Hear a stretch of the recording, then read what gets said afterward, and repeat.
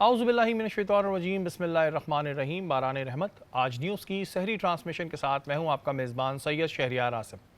आज हम 26वीं सहरी की नशिस्त में मौजूद हैं और आज जिस मौजू पे हम बात करने जा रहे हैं वो इंतहाई अहम है और वो है ज़कात, सदका और फ़ितरा। कहा जाता है कि जो सदका है वो अल्लाह ताला को राज़ी करता है और इंसान को बुरी मौत से बचाता है।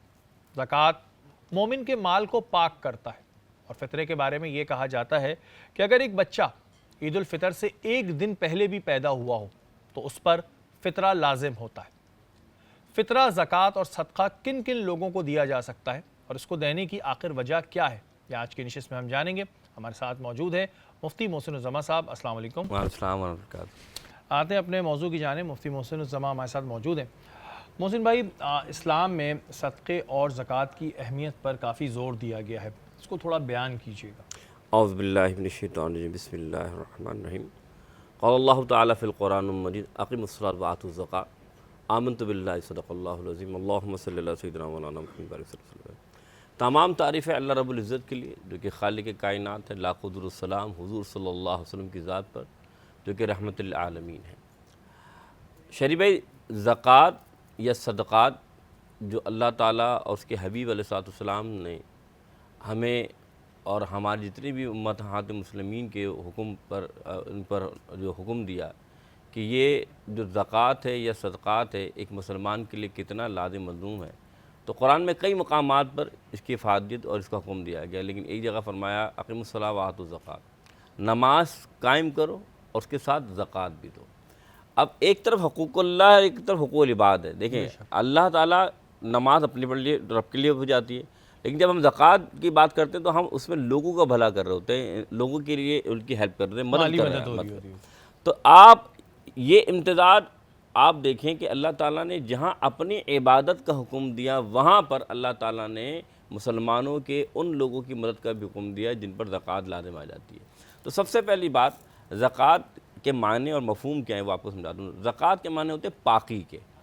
इससे मुराद क्या है कि जो आप माल कमाते हैं उस माल में कभी कभी ऐसा हो जाता है नादानिस्ता तौर पे बंदा कोई ऐसा काम कर जाए, यानी कि झूठ बोल जाना, या अगर आप काम कर रहे हैं, जॉब कर रहे हैं, कभी लेट आ रहे हैं, ये चीज़ आ रही है, तो आपको तनख्वाह तो वक्त पे जो मिल रही है वो आपके पूरे वक्त की दी जा रही है, तो उसमें जब मेल कुचल आ जाता है तो आप जब ये अल्लाह ताला आपको इतना मुकाम देते हैं कि आपका निसाब पूरा हो जाता है और आप वो ज़कात देते हैं, तो ज़कात के माने होते हैं पाकी करने। तो अल्लाह ताला उस मेल कुचेल को यानी उस नापाकी को जो आपके माल में इजाफा कर रही थी, अल्लाह ताला उसकी वजह से पाक कर देता है। अच्छा, इस पे ये एक बड़ा अहम सवाल आता है कि जो ज़कात है वो किन किन लोगों को दी जा सकती है।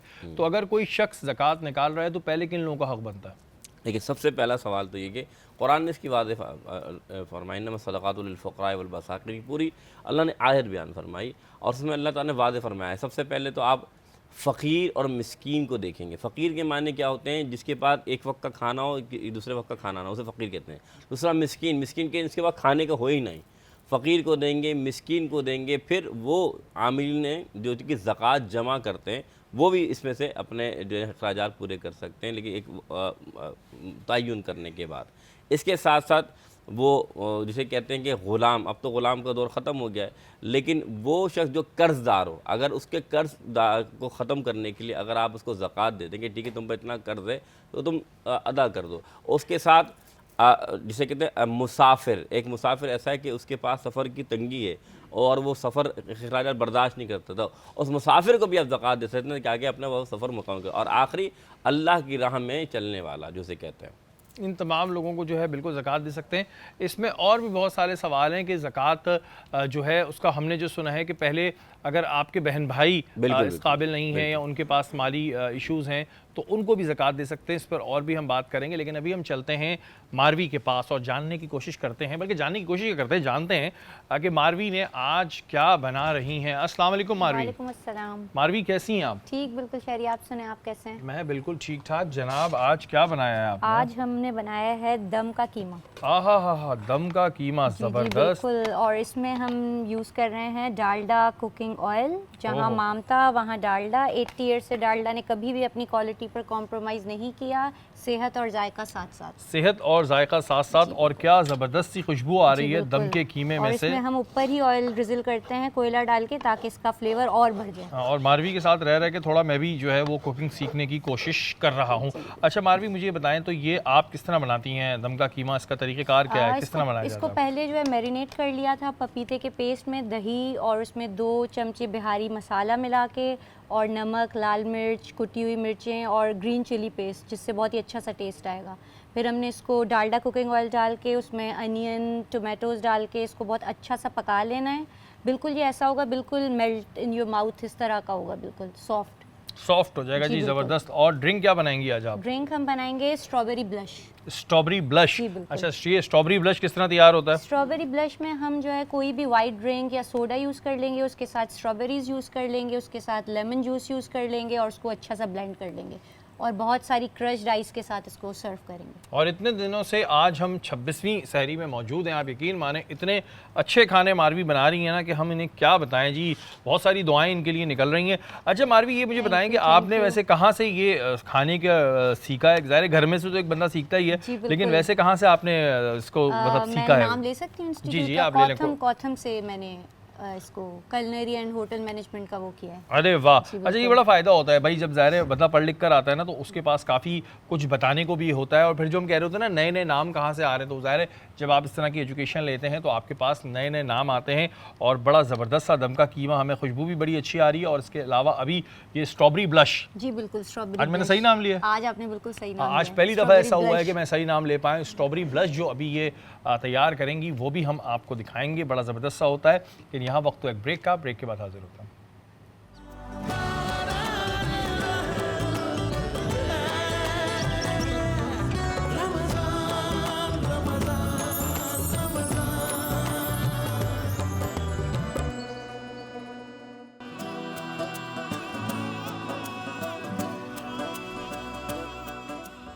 बारान रहमत आज न्यूज़ की सहरी ट्रांसलेशन में एक बार फिर आपको खुशामदीद कहते हैं। और मारवी ने दम वाला कीमा तो बड़ा ज़बरदस्त तैयार कर लिया है।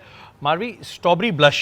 जी बिल्कुल, स्ट्रॉबेरी ब्लश तैयार हो चुका है जी? ये बिल्कुल रेडी हो चुका है, बट इसके फ्लेवर को और एनहेंस करने के लिए हम इसमें यूज़ कर रहे हैं करशी का जामे शीरी, जो कि आपको रखेगा पूरा दिन फ्रेश। रमज़ान में आप सहर और इफ्तार में यूज़ करें करशी जामे शीरी, और पूरा दिन रहें फ्रेश।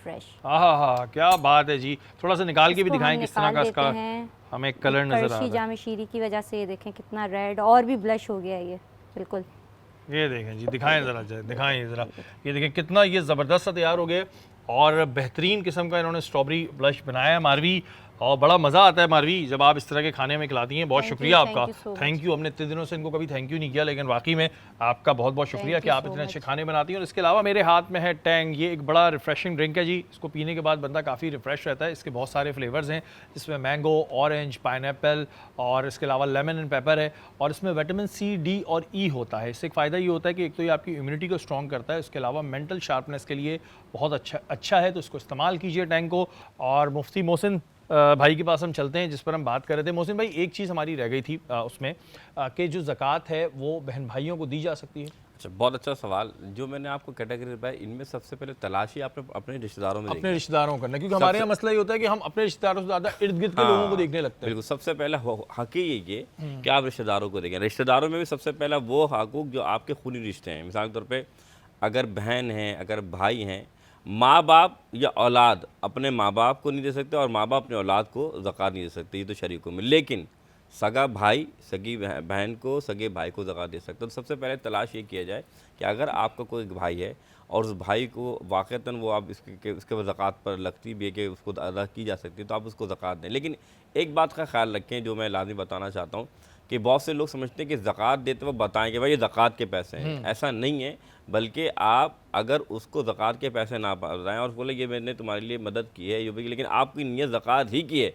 तब भी आपकी ज़कात आ जाएगी, ताकि आपके भाई की यानी कि दिलदारी या पर्दापोशी रहे, या वो सफ़ेद पोश आदमी तो उसके लिए कोई ऐसा उसे ना लगे, लेकिन आप उसको जानते हैं कि वाक़तन उस पर ज़कात लग रही है और वो अब इसके ऊपर ये ज़कात जो वाजिब हो चुकी है उसको अदा देने के लिए, तो आप उसको दे सकते हैं। अच्छा, बहुत से लोग ये भी सवाल पूछते हैं कि जी क्या ज़कात किसी गैर मुस्लिम को दी जा सकती है? अगर गैर मुस्लिम बहुत परेशानी में, मुश्किल में, हम देख रहे हैं कि इसके हालात बहुत ख़राब हैं, और फिर वही बात कि हम तोहफ़तन देने की औकात नहीं रखते, हैसियत नहीं रखते, तो क्या किसी गैर मुस्लिम को ज़कात दी जाती है? मौलिफतुल क़ुलूब कहलाते हैं ये, यानी कि अगर आप किसी को समझते हैं कि ऐसे गैर मुस्लिम या ऐसे लोग जिन्होंने इस्लाम कबूल नहीं किया, लेकिन अगर आप उनको ये माल देंगे ज़कात का तो उनका दिल नरम होगा इस्लाम की तरफ, उनका दिल नरम होगा अल्लाह उसके रसूल की तरफ, उनका दिल होगा मुसलमानों की तरफ। तो शरीयत हुक्म देता है कि आप ऐसे गैर मुस्लिमों को या ऐसे काफिरों को भी ज़कात की रकम अदा कर सकते हैं जिनको आप देना चाहते हैं। ठीक है। अच्छा मोहसिन भाई, अगर हम सदक़े की बात करते हैं तो सदका किन किन लोगों को दिया जा सकता है? अक्सर लोग क्या करते हैं कि जी अपने सदक़े के पैसे लिए, रोड पे गए, सिग्नल पे भिखारी नज़र आया, उसके हाथ में दे दिए। जबकि गदागरी की अगर हम बात करें तो रसूल पाक सल्लल्लाहु अलैहि वसल्लम ने शदीद नापसंद फरमाया था। तो सदका किन लोगों को देना चाहिए? देखिए इसमें भी देखिए कैटेगरीज है ना। अच्छा मैं सबसे पहले तो आपको ये बता दूँ, एक है सदका नाफिला, एक है सदका वाजिबा। सदका नाफिला जो आप अदा फरमा रहे हैं कि रोज़ाना जो आप 1500 या जो भी आपकी हैसियत 50 रुपये 100 रुपये 50 रुपये 100 रुपये आप वो दे देते हैं। ये सदका नाफिला में से कि आपने सदका दे दिया, ये तो इसका ज़रूर सवाब है। लेकिन अगर आप कहें कि सदका वाजिबा जिसे कह लें, या फिर आप कह लें जिसे सदका फ़ितर हम जिसे कहते हैं, या फिर हम कहते हैं कि अल्लाह ताला ने हमें ज़कात फ़र्ज़ की हुई, वो हम ज़कात अदा करते हैं, तो उसमें शरई हुक्म ये है कि अगर आपने 50-60 रुपये किसी ऐसे फ़कीर को दे भी दिया है तो कोशिश इसमें भी यही करनी है आपने कि ऐसे घरों को ना गए, उनको आप ना चढ़ाएं कि उन ये बिजनेस बन जाए, बिजनेस बन जाए, और वो गुनाहगार तो हो रहे हैं, आप भी उनके गुनाह से मुलव्वस हो जाएं। लेकिन सबसे पहला फिर वही बात है कि तलाश किया जाएगा उसमें भी कि आप जिन लोगों को यानी कि सदका फ़ितर या सदका दे रहे हैं तो वो लोग वाक़ई मुस्तहिक हों उस चीज़ों का, ताकि उन तक रकम पहुँच जाए जिसके पहुँचने। क्योंकि हदीस में हुज़ूर ने फरमाया हुस्सिनो अम्वालकुम ज़काती, के अपने माल की हिफाजत करो ज़कात के ज़रिए। यानी जब आप सदका और खैरात करते हैं, ज़कात देते हैं, तो पूरे साल जो आपका माल अगर वो आपको नुकसान पहुँचाने वाला होता है तो इस सदका और ज़कात की वजह से अल्लाह ताला उस माल की हिफाजत फरमाता है। हाँ, वो जो हम अल्फाज कहते हैं ना कि सदका बलाओं को टालता है, तो ये इस चीज़ को जो है वो इस वजह से कहा जाता है कि सदका जो है वाकई में बलाओं को टालता है। मोहसिन भाई, फ़ितरे की अगर हम बात करें तो फ़ितरा क्या है और फ़ितरा किस तरह दिया जाता है, और क्या हर अगर घर में 6 लोग हैं तो 6 के 6 को फ़ितरा देना है? बहुत ज़बरदस्त सवाल शहरी भाई। और आज देखें 2 सेर गंदम यानी कि सवा 2 किलो जो आटा होता है, अगर आप उसकी रकम आज देख लें कि 1 किलो आटा कितने का बन रहा है, तो अब आप उसको सवा 2 किलो आटा जो है आप कोशिश करें कि अगर हम तो जो गंदम के लिहाज से कहते हैं, अल्लाह ने आपको हैसियत दी तो आप किशमिश के लिहाज से देते हैं, अल्लाह ने हैसियत दी कि आपको जौ के लिहाज से देते हैं, यानी कि जितनी हैसियत। हाँ आप, लेकिन अमीर लोग भी क्या करते हैं, वो गंदम में दे रहे होते हैं। तो कोशिश करें, अल्लाह ने आपको माल दिया तो दे दें। लेकिन अब वो सदका फ़ितर जो आप याद रखिएगा, अगर एक बच्चा जो ईद की नमाज, जिसे आपने पहले भी बता लिया, उसने दुनिया में आकर सांस ली है, उसका सदका देना भी वाजिब हो जाएगा। सदका फ़ितर जो है वो वाजिब हो जाएगा। यानी कि आम तौर पे ज़कात तो आपके पूरा साल गुजरता है, फिर उसके 52.5 तोला चांदी, फिर 7.5 तोला सोना, फिर जाके फ़र्ज होती है। लेकिन ये सदका फ़ितर क्या है?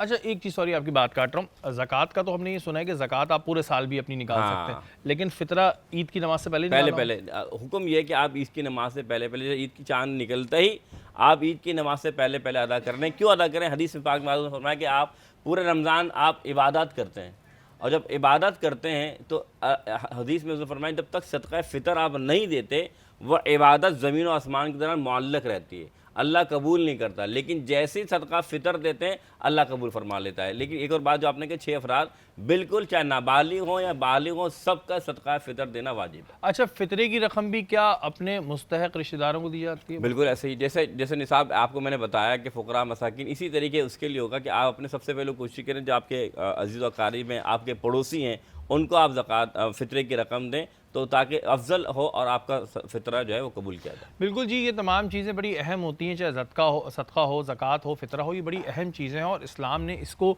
ज़ाहिर जब बनाया है तो इसके पीछे एक बड़ा कॉन्सेप्ट है, इससे लोगों की मदद भी होती है। और जैसे मोहसिन भाई ने बताया कि अगर आप ज़कात भी दे रहे हैं तो लाजमी नहीं है कि आप किसी को जता के दें। दूसरी बात ये कि अगर अपने घर में काम करने वाले को आप ज़कात दे रहे हैं तो उसका हरगिज़ मकसद ये नहीं कि आप उससे एक्स्ट्रा काम ले लें, क्योंकि ये अल्लाह और आपका मामला है, जो काम करता है उसके पैसे आप उसको दें। उसके अलावा फ़ितरे का भी यही है, जितनी जिसकी हैसियत है, अगर किशमिश के लिहाज से तो किशमिश के लिहाज से दें, जौ के लिहाज से तो जौ के लिहाज से दें, और गंदम के लिहाज से है तो गंदम के लिहाज से दें। और हर बंदे के ऊपर, घर में जितने अफराद हैं उन पर फ़ितरा जो है वो वाजिब है। क्या वक्त तो एक ब्रेक का, ब्रेक के बाद हाजिर होता हूँ।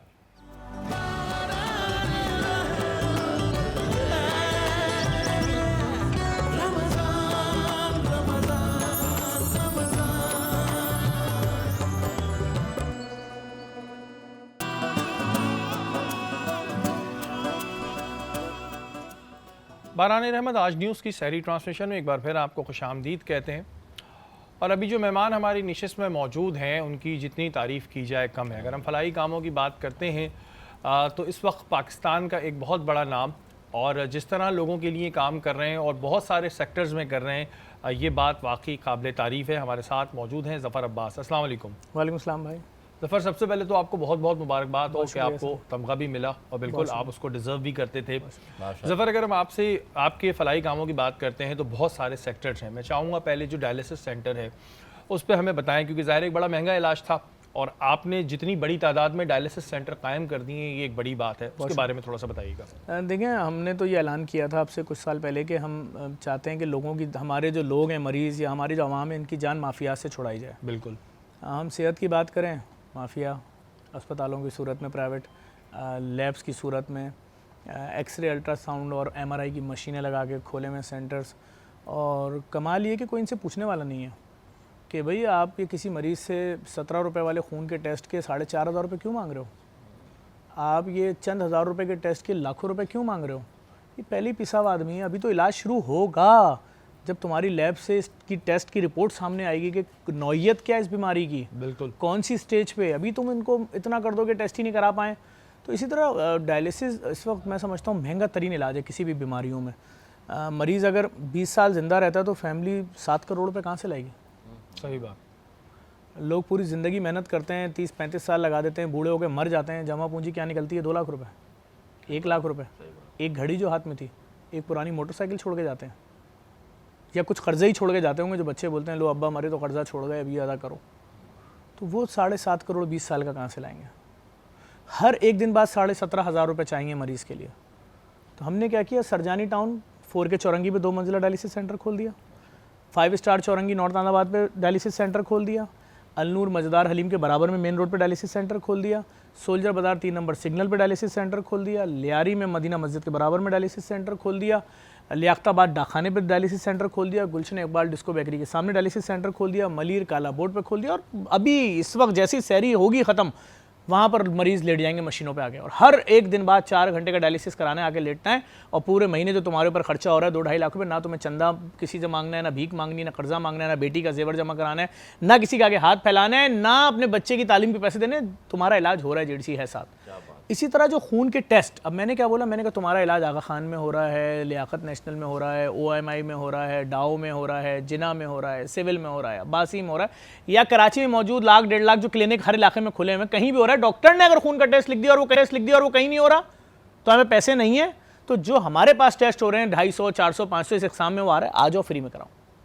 अच्छा, और ये सबसे बड़ी बात है ज़फ़र की, जो डायलिसिस सेंटर अभी आप लोगों ने खोले हैं वो बड़ी तादाद में खुल रहे हैं। सियालकोट में खोल दिया है। ये वाला मसला नहीं है कि जी एक डायलिसिस सेंटर है, ठीक है, एक भी जो खुलवाता है वो अपनी हैसियत के लिहाज से खुलवाता है, लेकिन एक होता है तो रश बहुत ज़्यादा होता है। माशाल्लाह मैं देख रहा हूँ कि आपके तो लातादाद हैं, हर इलाके में खुल रहे हैं। शाह फैसल में साइमा बिल्डर वाले जिशान साहब जो उन्होंने जगह दी है वहाँ बनने जा रहा है। मलीर में खुल चुका है, लांडी, कोरंगी, औरंगी, हर इलाके में खुल रहा है। और सिर्फ यहाँ नहीं खुल रहा, सियालकोट में खोल दिया। 4था-5वां महीना है, मुफ्त में डायलिसिस हो रहा है मरीजों का। फैसलाबाद में ट्रांसप्लांट सेंटर बन रहा है गुर्दे का, मुफ्त में ट्रांसप्लांट होगा। मैटर हमारी सिर्फ ये ख्वाहिश है कि हमारे लोग सिर्फ जो इसलिए मर जाते हैं कि ये माफियाज रहम नहीं करती। वो कहते हैं जी आपने प्राइवेट अस्पताल में आओ, डायलिसिस कराना है, ये पैसे लाओ।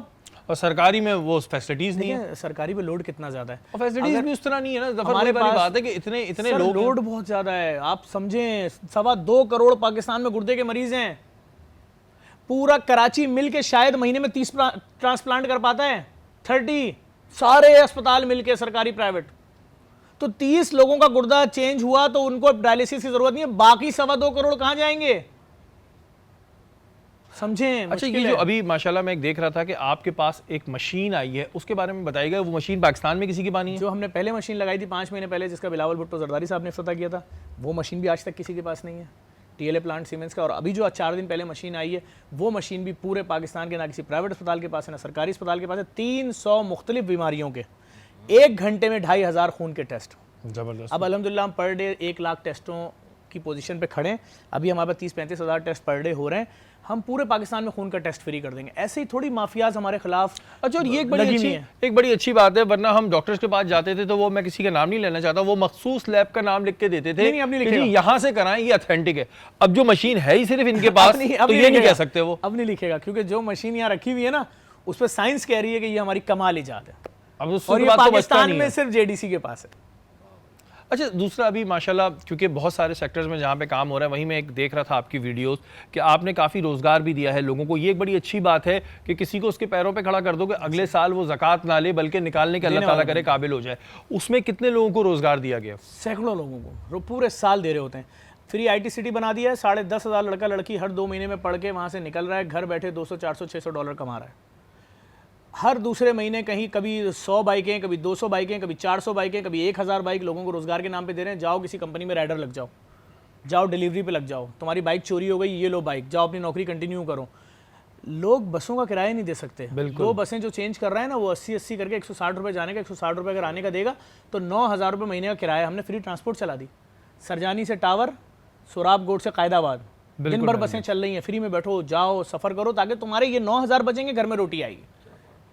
आज 9,000 रुपए की रोटी लाके दिखा दे कोई पूरे महीने अपने बच्चों के लिए, 5 बंदों की फैमिली है, मैं आप जो अवार्ड बोलेंगे उसको दे दूंगा। अच्छा, और ज़फ़र एक बात, अभी मैं आपकी एक और भी वीडियो देख रहा था कि वो फैमिली ने खुदकुशी कर ली, बाप ने बच्चों को जहर दे दिया, और वो आप उसमें बड़ी सही बात करते कि जी हमारे यहाँ कह दिया था डॉक्टर को दिखाओ, तो डॉक्टर की फीस कौन देगा? वो जो दवाइयाँ लिख के देगा, वो क्या आपको ये साइकोलॉजिकल इशू है, वो दवाइयाँ खरीद कौन सकता है? इतनी महंगी है वो। सर, मैं सब डॉक्टर हो सकता है ऐसे ना हो। मैं किसी डॉक्टर के पास जाता हूँ, मुझे लिख देता है आपकी फला बीमारी की ये टेस्ट है, ज़रा करा के आ जाएं कल, ये 11 टेस्ट। लेकिन अगर वही डॉक्टर मेरा मामू या चचा को पता है मुझे कितने टेस्ट लिख के देगा? 2। बिल्कुल। बाकी 10 क्यों नहीं लिखे तुमने? तो बात ये, हमारे साथ तो वो जुल्म हो रहा है, हमें तो तुम वो दवाई लिख के दे देते हो जिसकी हमें ज़रूरत भी नहीं। यहाँ जो मेडिसन, ये जो माफिया है, जो लैब माफिया है, जो अस्पताल माफिया है, इतनी मजबूत है कि पहली रमज़ान से हमारे खिलाफ अनलिमिटेड पैसा खर्च कर रहे हैं। अच्छा ज़फ़र, वही उसी तरफ में आ रहा था, मतलब माशाल्लाह आप एक अच्छा काम कर रहे हैं, सबको बताएं। अक्सर जो लोग आपके खिलाफ सवाल उठाते हैं उसके जवाब तो मेरे पास भी होते हैं, लेकिन भाई ज़ाहिर है हम कहते हैं क्या, ये माफियाज को ज़ाहिर प्रॉब्लम तो हो रही है, कहीं ना कहीं हो रही है ना, हो रही है, लेकिन क्या मतलब ये इतना ज़्यादा फैलाना, ये नहीं सोच रहा है कि जी अपनी कब्र में भी हमने जाना है यार किसी दिन। अब ऐसा नहीं है कि भाई ज़फ़र अब्बास को अगर अल्लाह चाहेगा तो कर सकता है, बाकी मेरी और आपकी औकात नहीं। हम 3 अगर बिजनेसमैन यहाँ बैठे हैं और मैं बोलूँ जी आपके 4 कारोबार चल रहे हैं, आपके 6 चल रहे हैं, तो वो कौन सा बिजनेसमैन है जो ये बोलेगा कि नहीं नहीं मुझे मजीद नहीं करना? अगर अच्छी कमाई हो कहीं तो कोई सब राजी होंगे ना। मैं आपसे बोलूँ लाओ तुम दो 20 करोड़, तुम दो 20 करोड़, मैं डालता हूँ 20 करोड़, 60 करोड़ रुपए की मशीन लेकर आते हैं खून के टेस्ट करने की, और 17 रुपये वाला खून का टेस्ट 35,000 गुना महंगा, यानी 4.5 से 5,000 रुपये में करेंगे। 35,000 गुना प्रॉफिट एक एक आदमी पे लेंगे। 17 रुपये का 100% कितना होता है? 34 रुपये, डबल कर लो। 1000 गुना कितना होता है? 170 रुपये। 10,000 गुना कितना होता है? 1700 रुपये। 20,000 गुना कितना होता है? 3400 रुपये। मैंने कराया ज़फ़र अब्बास ने खैराती इदारे की लैब से अपना खून का टेस्ट, तो 17 रुपये वाले HbA1c टेस्ट के मुझसे लिए 4,500-5 हज़ार। अच्छा, ये बातें, एक बात मैं भी, ये मुफ्ती तो साहब मैं उनके धंधे को हिट करूंगा। मुफ्ती साहब भी बैठे हुए हैं भाई। बहुत से लोग बोलते हैं कि ज़फ़र अब्बास वीडियोस बनाते हैं और चर्चा करते हैं, ये इस्लाम में है कि अगर आप नेक काम करें तो उसका चर्चा करता है, आपको देख के कोई दूसरा करे। लेकिन शरीफ एक बात पूछना चाहूँगा, हाँ। ज़फ़र अब्बास जो वीडियो बना के डाल रहे हैं वो किसी कुकिंग के पेज पे डाल लें? नहीं। किसी जिम के पेज पे डाल लें जहाँ एक्सरसाइज सिखाई जाती है? नहीं। किसी जूते वाली की दुकान के पेज पे डाल लें? अपने चैरिटी के पेज पे डाल लें कि ए डोनर, तूने जो हमें पैसा दिया था सही जगह लगा ये दिया। देख, रोजाना कोविड में 35,000 बोरे राशन 4 महीने 10 दिन तक बटा। Fair enough. तो डोनर को दिखाऊंगा ना भाई। और अगर आपको बुरा लग रहा है आप पेज छोड़ दें। नहीं, बुरा लगने की वजह भी नहीं है ना। ना ये तो इस्लाम में है कि नेक काम करो तो चर्चा करो। यहाँ किस तरह से साजिशें की जाती हैं मैं आपको समझाता हूँ। हर साल रमजान से पहले जेडीसी के खिलाफ एक नैरेटिव चलाते थे कि इनको पैसे मत देना, डोनेशन मत देना, ज़कात मत देना। जब उलमा ने इनकी तबीयत ठीक की तो अब उन्होंने बोला अब क्या करें भाई, अब तो इन्होंने गली गली डायलिसिस सेंटर खोल दिए, लैब खोल दिए, ओ लेवल के स्कूल फ्री खोल दिए, IT सिटी खोल दिया, IT सेंटर खोल दिए, फ्री ट्रांसपोर्ट चला दी, मुर्दा खाने खोल दिए, मैयत बसें फ्री चला दी, और ये किसी से सवाल ही नहीं कर रहे हैं तुम्हारी ज़बान, तुम्हारा मजहब, तुम्हारा मसलक क्या है। सही बात है भाई। एतराज़ तो ये होता है कि आप बोलते हैं ज़फ़र अब्बास फला जो है वो अपने मसलक के लिए करता है, या फला अपनी बरादरी के लिए कर रहा है, फला अपनी कम्युनिटी के लिए कर रहा है, फला ने इतना बड़ा अस्पताल बना लिया अपनी बरादरी के लिए, दूसरों से कमाओ, तो तुम क्यों सबके लिए कर रहे हो? ये एतराज़ होता, समझ में आता। एतराज़ तो सुनिए कि तुम सबके लिए क्यों कर रहे हो काम। मैंने जब पहले दिन हमारे खिलाफ कैंपेन चलाई ना ये शुतुरमुर्ग को लेके, हम तो 8 साल से शुतुरमुर्ग खिला रहे हैं, और हम क्या खिला रहे हैं, मुखैर आदमी आगे खिलाते हैं। शुतुरमुर्ग को एक बिला वजह का इशू बनाया है। आप समझे, मैंने पहले दिन वीडियो बनाई, मैंने जब देखा कि एक मखसूस तंजीम की 6,000 आइडियों से एक साथ कैंपेन शुरू हुई, मैं समझ गया कि ये गेम हो रहा है और इनको खौफ है कि शायद कोई डोनेशन इनको सफर कौन है ये बताओ सबको यार, पता है, कौन आईडी में है? जाके क्लिक करो, देख लो, लिखा हुआ नाम लिखा होगा, तस्वीरें नजर आ जाएंगी क्या क्या चीजें हैं और क्या उस तंजीमों के भी अपने फलाई इदारे हैं, उनको क्या खौफ है वो आपको नजर आ जाएगा। अब जब मैंने ये देखा तो मैंने फौरन बोला, मैंने कहा जफर अब्बास ये शुतुरमुर्ग से दुश्मनी नहीं है, ना खिलाने वाले से दुश्मनी है। हाँ। मैं फौरन आया कि तुम जो झूठा नैरेटिव फैला रहे हो कि जेडीसी ने शुतुरमुर्ग खिलाया, no no no no no no, हम थोड़ी खिलाते हैं। मैंने फौरन वीडियो डाली, मैंने कहा भाई मैंने नहीं खिलाया, सेठ ने खिलाया। तो चूंकि हंसी मजाक के मूड में था और मुझे पहले से पता था हंसी मजाक नहीं है, इसके पीछे बड़ा गुस्सा नाराजगी है, तो फौरन लग गया सेठ की बजाने के लिए कि भाई सेठ बुरा है, सेठ बुरा है। अरे भाई ब्लैक सेठ- मनी को वाइट करने अब पता नहीं सुनिए, क्या क्या बातें अच्छा, हो रही है। सेठ आपको डोनेशन दे तो सही है। तो अच्छा है, उसकी तस्वीर भी लग रही है, उसके लिए दुआ भी हो रही है, उसको निशान इम्तियाज भी मिल जाए। सेठ आपको डोनेशन दे रहा है, उसको सुवीनियर भी दे रहे हो 50 लाख रुपए का। सही कह रहे हो। सेठ के बच्चों के भी खैरियत पूछते हो फोन करके, सेठ जहाँ नजर आए सलूट भी मार रहे हो। और वही सेठ अगर ये कह रहा है कि मेरी 25 फैक्ट्रियाँ हैं, मेरे पास 30,000 मुलाजमीन है, मैं अमेरिका में 3-3 हज़ार लोगों को एक एक दिन में खाना खिलाता हूँ, 90,000 लोगों को महीना खिलाता हूँ, मेरा नाम अली शेखानी है। वो खुद कह रहा है वीडियो में कि भाई मैं अपने लोगों को अगर कराची आके एक दिन 10 लाख 20 लाख का खाना खिला रहा हूँ, यार आपको क्या तकलीफ है। और अल्लाह ने उसको ये उसके दिल में डाला। मैंने फौरन जब ये बात बोली थी, मैंने एक बात बोली थी, तुम देखते जाना, इस हंसी मजाक के पीछे इतना नफरत का बयानिया अभी निकलेगा कि पूरा पाकिस्तान हिल जाएगा। क्योंकि देखें, एक तंजीम कर रही है सब चीज़ें, उसके लोग कर रहे हैं, नजर आ रहा है, उसके ओहदेदारान कर रहे हैं, वीडियो बना रहे हैं, गुस्सा निकाल लें। अरे भाई इतना गुस्सा तुम अपने फलाई इदारे पे काम चेक करो, इससे डबल निकालना पड़ेगा। अच्छा जफर, आप उनको जवाब देना चाहते हैं जो ये इस तरह के काम कर रहे हैं, ये इस तरह का प्रोपोगेंडा कर रहे हैं, उनको जवाब देना चाह रहे मैं हैं? इसलिए करूंगा, देखें मैंने तो जब ये कर रहे थे प्रोपेगेंडा शरारत, मैंने एक लफ्ज़ नहीं बोला, मैंने कहा आप अपना काम करते जाइए, आप जितना नफरत का बयानिया फैलाना है फैला लें, मैं तो मैं अपना काम करता कर जा रहा हूँ अपना काम। देखो तुम्हारी बातों में आगे, तुम्हारी इंतहा पसंदी में आगे अगर किसी ने कल को मुझे मार भी दिया, अल्लाह ना करे। ठीक है, तो क्या वो गुर्दे का मरीज जो हर एक दिन बाद मशीन पे 4 घंटे के लिए लेटता है और जिंदा रहता है, वो इसलिए नहीं लेटेगा कि आज जफर को मार दिया हम एक दिन डायलिसिस नहीं कराएंगे? वो लेटेगा। वो जो बच्चे हमारे ओ लेवल स्कूल में, पाकिस्तान के पहले फ्री ओ लेवल स्कूल में पढ़ने आते हैं रोजाना, 2.5 साल का बच्चा टच लैपटॉप पे पढ़ रहा है, क्या उसकी माँ इसलिए एक दिन बच्चे को नहीं भेजेगी आज जफर मर गया तुम नहीं जाओ? या वो बच्चा जो कैंसर का मरीज हमारी लैब में फ्री खून का टेस्ट कराने आ रहा है, वो एक दिन इसलिए टेस्ट नहीं कराएगा, आज नहीं कराते कल करा लेंगे क्यों आज जफर मर गया? नो, हमने वो स्ट्रक्चर बना दिया, तुम जितना नफरत का बयानिया फैला सकते हो फैला लो, एक नहीं 100 जफर अब्बासी मर जाएं, काम चलता रहेगा। अच्छा जफर, आपने इतने और आपने जो सवाल किया था, सॉरी मैं बात काट रहा हूँ। देखिए इन लोगों ने जो आमिर लियाकत के साथ किया, इन मेंबर्स ने जो डॉक्टर ज़मीर अख्तर के साथ किया, दीगर जो लोग भी, हिस्ट्री है यार, कंदील बलोच हो या जो लोग भी हों, इन्होंने मरने के बाद भी माफ़ नहीं किया। बिल्कुल, ये मरने के बाद भी मजाक उड़ाते हैं, क्योंकि इनके घर में चलता है इससे, जब ये किसी का मजाक उड़ाते हैं, नेगेटिव चीज़ लाते हैं, तो वो गंदे माइंडसेट उसको शेयर करते हैं, देखते हैं खुश होते हैं, तो पैसा आता है इनके घर में, ये लोग खाना खाते हैं। तो ये इस खुशफहमी में कि इन्होंने उन सबको मार दिया मजाक उड़ा के, और उनके मरने के बाद भी मजाक उड़ाते रहे, तो ये शायद जफर अब्बास को, मैंने तो इनको फ्री हैंड दिया, मैंने कहा तुम्हें जो करना है करो। अब जब ये थक गए और पूरा पाकिस्तान इनको लानत दे रहा है कि ये जफर के 10 डायलिसिस सेंटर, ये 15 डायलिसिस सेंटर, ये सियालकोट का सेंटर, ये फ्री IT सिटी, ये फ्री लैब, पूरे पाकिस्तान में खून की लैब नहीं, जवाब दो क्यों उड़ा रहे? अब जब जिल्लत फेस हुई तो डिलीट करना शुरू किया, माफिया मांग रहे हैं। अभी एक साहब कल वीडियो देखिए, कुरान हाथ में लेके माफी मांग रहे हैं कि मुझसे गलती हुई, मुझे लोग लानते दे रहे हैं। एक साहब वहाँ आके मेरे दस्तरखान पर माफिया मांग रहे हैं और खुद अपने मुंह से बोल रहे हैं कि मैंने नहीं बता सकता उन्होंने किस किस के नाम लिए। तो बात यह कि मैंने कुछ नहीं किया, जिन्होंने कर लिया ठीक है, जिन्होंने नहीं किया ना, हमने FIA में पी का ऑर्डिनेंस कानून मौजूद है, 5-6 साल तो शायद इनकी जमानतें भी नहीं होंगी। वो कहेंगे आपने इतना लिखा और आपके कमेंट्स में इतने हज़ार लोगों ने गालियाँ दी, मुल्क में अफरा तफरी मचाई, और आपने प्रवोक भी किया उनको कि आओ लिखो, और लिसानी तासुब, फ़िरक़ावारी सब कुछ किया ना, तो आइए अब जवाब दीजिए। और जब ये नहीं दे पाएंगे आप, इंशाल्लाह देखिएगा, ये इनकी भूल है, ये समझ रहे हैं ये हर एक को मार देंगे जान से, मजाक उड़ा के लोगों को मार देंगे। हमने तो फ्री हैंड दिया, ये हमारा मजाक उड़ा रहे हैं। मजे की बात, जो इल्जामात आप पे लग रहे हैं कोई प्रूव नहीं कर सकता। सर इल्जाम प्रूफ तो नहीं, प्रूफ किस बात तमगा का? इम्तियाज, भाई सुने, तमगा इम्तियाज की मैं बात करूं, जफर को मिला बाखुदा, मैं कोई जफर से कुछ ले नहीं रहा कि यहाँ पे बैठ के कल को मेरे बारे में बोल देंगे जी बातें बना रहा था बैठा हुआ और जफर ने शायद कुछ दिया होगा। मैं कलमा पढ़ के बोल रहा हूँ मुझे कुछ नहीं दिया, मैं सैयद हूँ अल्हम्दुलिल्लाह, मुझे कुछ नहीं दिया। लेकिन जो बात एक चीज़ दिख रही है, ये बंदा डिजर्व करता है भाई, उस पर भी उठा रहे हैं कि जी नहीं ये तो अपने लोग, अपना कौन नहीं भाई, सर, सब अपने। मैं आपको समझाता हूँ ना प्रॉब्लम। देखें, हम अगर इस्लाम की बात करें, दीन इस्लाम की, हमारा दीन हमें क्या बोला है? भूखे को खाना खिलाओ। सबसे ज़्यादा पसंदीदा अमल है जो रसूल पाक को पसंद है। ठीक है, हमारा दीन ये कह रहा है कि अपने बच्चे को खिलाओ 300 रुपये किलो वाला चावल, और अगर कोई गरीब यतीम आ गया तुम्हारे पास तो उसको 30 रुपये किलो वाला चावल खिलाओ। दीन ये बोल रहा है? नहीं, क्या बोल रहा है दीन क़िबला?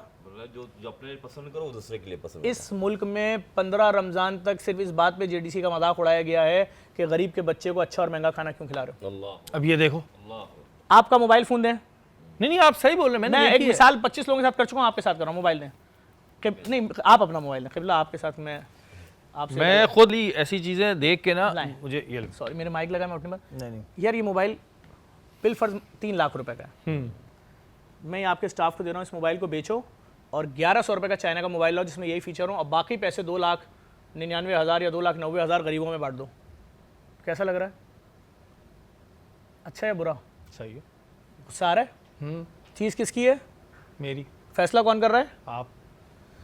तो जिस शख्स की 25 फैक्ट्रियां हैं, 40,000 मुलाजमीन है उसके पास, अगर वो एक दिन किसी गरीब 50 लोगों को, 100 लोगों को, 10,000 लोगों को अच्छा खाना खिला रहे हैं, आप होते कौन है उसको गाली बकने वाले और उसकी तस्वीर पे कार्टून बना के चलाने वाले? कोई नहीं। तो मैंने वो पहले दिन कहा था, ये गुस्सा ना अच्छे खाने से है ना ये दीन से, ये हमारी नफरत में इतना गलत बयानियां दिए जा रहे हैं कि गरीब को अच्छा खिला दिया, हमारे सीने जल गए, हमें आग लग गई, गरीब के बच्चे को ओ लेवल में क्यों पढ़ा रहा है ये, हमारे बच्चे ऐसी ये नफरत तो सिर्फ उन्हीं की है फिर जिनका धंधा बंद हुआ है। मैं नहीं बोल सकता अवाम की नफरत नहीं है। अवाम नहीं, अवाम शादी है, अवाम मोहब्बत करती है। यार मैं कल एक जगह चला गया अफ्तारी में, आपसे बहुत प्यार करती है। अफ्तार का टाइम हुआ था, लोगों ने खजूर मुंह में रखी थी, मैं एक तकरीब में गया, यकीन करें जितने लोग रेस्टोरेंट में थे और सब ए और बी कैटेगरी थी, बमे फैमिलीज, सिर्फ इतनी लंबी लाइन लगी थी सेल्फी खिंचवाने वालों की। मैं शर्मिंदा हो रहा था, मैं कह रहा था अफ्तारी तो करें, अफ्तारी तो करें। नो, हम तुम्हारे साथ हैं। अमेरिका से बिजनेसमैन अली शेखानी उड़ के आ गया पाकिस्तान, कह रहे हैं हम पूरी जितनी हम लोग ओवरसीज पाकिस्तानी, हमें वाजे नजर आ रहा है जफर कि ओवर में तुमने क्या किया, सैलाब में तुमने क्या किया, तुम लोगों के किस तरह दिख रहा है। और ये सब पेड कैंपेन क्यों तुम्हारे खिलाफ चल रही है। तो हम आए, ये लो तुमने लैब आज खोली है, पहला दिन है, 100 मिलियन मेरी तरफ से, ये 100 औरंगी टाउन में ठेले दे दो लोगों को, खड़ा कर दो उनके पाँव पे। ये बच्चा रोड पे नाज़माबाद में अफ्तारी कराते हैं, क्या करना है? मैंने कहा भाई ये बच्चे नाज़माबाद में अफ्तारी कराते हैं, कल मैं इनके यहाँ गया था वीडियो बनाने, इनके चावल में गोश्त नहीं था, अरे यार ये लो 10 लाख रुपये बेटा गोश्त वाली खिलाओ लोगों को। ये आलम है लोगों का। उसने 2 दिन सैरी कराई, कल जाते जाते एयरपोर्ट बोला जफर आज कम से कम चरगामंदी होनी चाहिए मेरे शहर के लोगों के लिए। मैंने कहा 2 मिनट भाई पहले खाओ। उसने खाया, मैंने कहा सदका खैरात है, बोला नो नो नो नो, मेरा अपना जाती पैसा तभी तो मैं खा रहा हूँ। जफर इससे अच्छा हो सकता है खाना? मैंने कहा वीडियो में बता दो भाई। कह रहा भाई मैं 3,000 लोगों को पर डे अमेरिका में खिलाता हूँ, 90,000 लोगों को पर मंथ अमेरिका में, अगर मैं 10,000 20,000 लोगों को यहाँ खिला रहा हूँ, आपको तकलीफ क्यों हो रही है? तो बेसिकली नफरत इस चीज़ की है कि जफर अब्बास तुम ये सब चीज़ें फ्री क्यों कर रहे हो? क्या और चैरिटी ऑर्गेनाइजेशंस भी हैं जो लैब्स लगाती हैं लेकिन पैसे लेती हैं, भाई कुछ थोड़ा बहुत ज़्यादा उसमें ले लेती हैं, जो उससे अपनी दीगर चैरिटी काम, तू फ्री में क्यों कर रहा है? और यही जो प्रोपोगेंडा है ये एक जिसे कहते हैं ना, अच्छा अब आवाम को इतनी अकल आ चुकी है, ये फालतू की बातें हैं कि प्रोपोगेंडा करने से आप अपना नुकसान कर रहे हैं। और मैं एक बात बताऊं, जफर ने बड़े बड़े माफियाज को जो है वो साइड लगाया, भी हम नाम नहीं लेते, लेकिन उन माफियाज में से आप भी हैं, तो आप बेफिक्र रहे, भी रमजान गुजरने दें, उसके बाद आपका भी नंबर आएगा और फिर वो सबको दिखेगा। सर मैंने 7,500 आईडीज जिन्होंने कैंपेन चलाई है उनका पूरा डाटा निकाल के, उनके स्क्रीनशॉट्स, कमेंट्स के, उनके यूआरएल अब तो सब डिलीट कर रहे हैं ना जल्दी जल्दी, जितने पेज हैं। कल वो एक और के पता नहीं कौन सा पेज था, उन्होंने भी डिलीट कर दिया, जो मजाक उड़ा रहा था, और वीडियोस लगा रहे हैं, कुरान हाथ में लेके माफी मांग रहे हैं कि हमसे गलती हुई, हमने उस इदारे के लिए खिलाफ कैंपेन चलाई, फलां की बातों में आके, फलां के कहने पे। और मैंने कहा कोई बात नहीं यार, लेकिन जिन लोगों ने सब किया है आप देखिएगा, हम पीछे नहीं हटेंगे, क्योंकि अपने लिए नहीं, अपने वाले पे हम चुप रहें। कल को कोई दूसरा आदमी खड़ा होता है कैंसर के मरीजों का अस्पताल बनाने और तुम्हारा प्राइवेट अस्पताल डिस्टर्ब हो रहा होगा, तुम उसके साथ भी ये करोगे। ये चीजें बहुत सारी हैं, इसको भी हम और भी डिस्कस करेंगे, कुछ और भी पॉइंट्स हैं जिसको डिस्कस करेंगे। वक्त तो एक ब्रेक का, ब्रेक के बाद हाजिर होते हैं।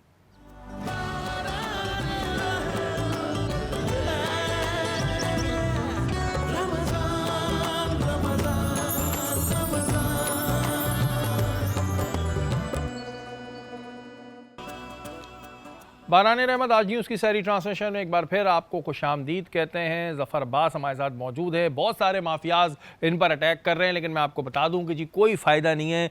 ये वो बंदा है कराची का जो खड़ा होता है और लोगों के लिए बहुत कुछ इस बंदे ने किया है। तो जिस बंदे के साथ इतनी दुआएँ हों तो माफियाज को कोई हल नहीं। ज़फ़र माफियाज अब इधर उधर भागते तो फिर रहे हैं, लेकिन रमज़ान के बाद फिर इनका हम नंबर देख रहे हैं और फिर आपकी वीडियोज़ आ रही होंगी और उनकी माफियाँ आ रही होंगी। माफियाँ तो आना शुरू हो गई, भरा हुआ है पूरा फेसबुक। मुझे खुद नहीं अच्छा लग रहा, कोई अपनी वालदा को लेकर आ रहा है, कोई अपने वालिद को लेकर आ रहा है, और जिन्होंने मतलब खुफिया पेजेस बनाए हुए थे और किसी की माँ बहन बेटी की मीम बनाने में नहीं डरे, वो आज अपने चेहरे सामने लेकर आ रहे हैं कि मैं इस पेज का ऑनर हूँ, मैं ये हाथ जोड़ के माफ़ी मांग रहा हूँ। मतलब मैं खुद दंग हूँ। मैं उससे पूछ रहा हूँ यार तू तो इससे कमाता भी नहीं था पेज से, तूने फलां की माँ की तस्वीरें क्यों चलाई? यार मेरी बेगम की, बीवी की हिजाब वाली तस्वीरें, मेरी 1.25 साल की बेटी की तस्वीरें चला रहे हैं इंतहा पसंद, और फिर कहते हैं हम तंजीमी लोग हैं, हम इतने महज़्ज़ब हैं और हमारे नज़रियात हैं, हमारा मंशूर है। ये लेवल है इनका। अच्छा ज़फ़र, हमारे एक बड़ा अच्छा तरीका है कि कोई भी मसला हो ना तो उसको दूसरी तरफ मोड़ दो, लासानियत की तरफ ले आओ कि जी फलाना बंदा तो इस जगह का है, धमकाना बंदा नहीं, असल में मसला ये है कि इस मुल्क में कत्लेआम बहुत हुआ है इन लाइनों पे, हाँ लिसानियत, फ़िरक़ावारियत। तो ये ढूंढते हैं माफियाज ऐसे लोगों को कि कौन इसके एक्सपर्ट हैं, कौन इस किनके अपने मिलिटेंट विंग्स हैं, कि आखिरी हद पे वो जाके मार भी देते हैं और कहते हैं ओके हमारे इन 4 लोगों से कोई ताल्लुक ही नहीं है। अच्छा इन्होंने किसी इदारे के बंदे को मार दिया, नो नो नो, अभी वो ज़माने ख़त्म, अभी सब कुछ सबको पता है। आप देखिए ना, मैंने तो पहले दिन बोला था जिस दिन शुतुरमुर्ग की कैंपेन आई, मैंने कुछ नहीं करो, सिर्फ किसी एक की आईडी पे क्लिक करो, जाके चेक कर लो कौन लोग हैं। मैं तो बच्चा थोड़ी हूँ, पूरी तो कराची पाकिस्तान को पता है कि क्यों कर रहे हैं, क्यों डरे हुए हैं। भाई अगर आप कोई काम कर रहे हैं तो डोनर देखेगा तो आपको भी सपोर्ट करेगा यार, सही है ना? बात है, आप अच्छा काम करें। मैंने आज तक, आपने सुना मेरे मुंह से, मैं तो वो आदमी हूँ जिसने आज तक कमो बेश 10,000 फलाई इदारों की वीडियोस बनाई हैं। बिल्कुल, और हर वीडियो में बोला इनको सपोर्ट करें, ये औरंगी टाउन में अच्छा काम कर रहे हैं, लांडी में कर रहे हैं, मलीर में कर रहे हैं। बिल्कुल ऐसा ही है। आज शाम में भी, हर साल रमज़ान में मैं करता हूँ, आज शाम में भी 2 दस्तरखानों पे गया हूँ। एक आयशा मंजिल पे सहरी हो रही थी अफ्तारी, और एक हो रही थी करीमाबाद पे, नसीराबाद पे, दोनों पे गया, दोनों की तारीफें की। मैंने बोला कमाल है, इतनी महंगी खजूर खिला रहे हो, खुदा तुम्हें इज्जत देगा। मैंने वो देखा था, जो यंगेस्ट एमपी मास था, उसके भी आप गए थे। मैं हर जगह जाता हूँ, मैं हर जगह जाता हूँ। मैंने कोविड में अगर कोई 10 बोरे राशन बांट रहा था तो उसकी छत पे जाता था कि भाई ये नाज़माबाद की छत पे देखें नौजवानों ने 10 बोरे राशन जमा किया और अपने इलाके के लोगों को देना, अपना नंबर बताओ बेटा। आपने ये तो नहीं कहा कि नहीं इनके भी जेडीसी को दे दो, आके ये जो कर रहे हैं इसको भी जेडीसी को दे दो। यार मैं तो ऐसा तो हमने वैसे किसी को देखा भी नहीं है। नंबर चलवाता हूँ। आपने आज तक किसी और एनजीओ के पेज पे किसी और एनजीओ को देखा प्रमोट होते? नहीं देखा। अगर मैं दिखा दूं 10,000 से ज्यादा लोग, आपने तो किया है अपने में। हमारे पास तो अगर कोई केस भी बैठा दे जबरदस्ती चैनल के ऊपर तो हम कहते हैं इस केस का नंबर चलाना भाई, हमें इसकी बीमारी, इसके कैंसर, इसके ब्लड कैंसर के पैसे अपने अकाउंट में नहीं उतरवाने भाई, इसी के पास उतरे। अच्छा बुक्स करने के वो देखो, हसद करने का। अब जफर ने कोट पैंट पहन लिया, अबे भाई क्या मतलब, ये मुझे समझ नहीं आ रहा कि ये लोग क्या बात है, कोट पैंट पहन लिया तो इशू बना दो। मैं समझाता हूँ, देखिए प्रॉब्लम सुने भाई। मैं आज से नहीं, जेडीसी बनाने के पहले से बिजनेसमैन हूँ भाई। मेरा आधा पाकोला फ्लेवर्ड मिल्क की डिस्ट्रीब्यूशन मेरे पास थी माशाल्लाह। जेडीसी के पहले से। मैं मल्टीनेशनल कंपनी का, पाकिस्तान का सबसे कम उम्र नेशनल सेल्स मैनेजर रह चुका हूँ आज से 20 साल पहले। 2 गाड़ियाँ, हर चीज़, पैसा रुपया सब है। आज भी मेरे पास ट्रैवल एजेंसी मेरी इतनी बड़ी है, इसकी कोई इंतहा नहीं है। प्रॉब्लम ये हुई कि जब सईदा वारसी जो वज़ीर आज़म की कैंडिडेट है वहाँ पे, जब मैं यूके पार्लियामेंट उनसे मिलने गया, उन्होंने बुलाया था, तो हम तो पहुँच गए अपने हुलिया में टाइम से 15 मिनट पहले। जब गेट पे पहुँचे उन्होंने कहा ठीक है ये अंदर जाएंगे, आप नहीं जाएंगे। मैंने कहा क्यों? उन्होंने बोला भाई यूके पार्लियामेंट में आए हो आप, ड्रेस कोड होता है, shoes, pant, shirt, coat, tie. Pink colour की टाई इस पार्टी की है, ब्लू कलर की इस पार्टी की है। फिर हम भागे, वो इत्तफाक से एक दुकान खुली हुई थी, वहाँ से फटाफट लिए, कपड़े पहने, आए। अब सुनिए शर्मिंदा कर देने वाला सीन कि वो औरत, पूरा मीडिया उनका खड़ा हुआ है, खातून का, हमारा लड़का कैमरे से वीडियो बना रहा है। वो मुझे किताब अपनी जो उन्होंने बुक लिखी है बहुत बड़ी, वो मुझे दे रही है सोविनियर के तौर पे।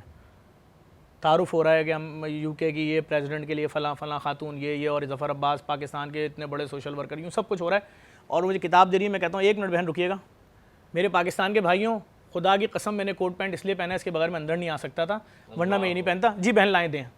और ये वीडियो मैंने लोड कर दी।